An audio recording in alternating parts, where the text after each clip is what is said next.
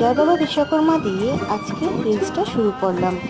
আজকে আমাদের ফ্ল্যাটের এখানে দারুণ পুজো হয়েছিল, সবাই এসেছিল আর খুব সুন্দর পরিবেশ, দারুণ সবাই এসেছিল। আসার পরে একটা দারুণ পুজো ব্যাপার।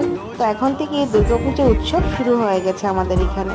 তো ফ্ল্যাটের সব আন্টি দিদি সবাই মিলে আমরা পুজোর জন্য সুন্দর করে প্রসাদ বিতরণ করছিলাম।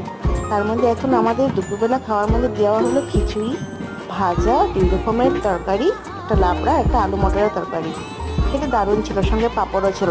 এখন দেখে নাও আন্টি কি বলছে। এই খিচুড়িটা কেনেকে হইছে? বঢ়িয়া আছে, বঢ়িয়া।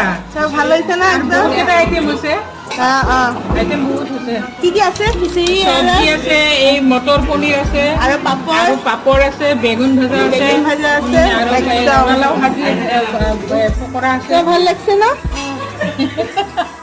সত্যি বলতে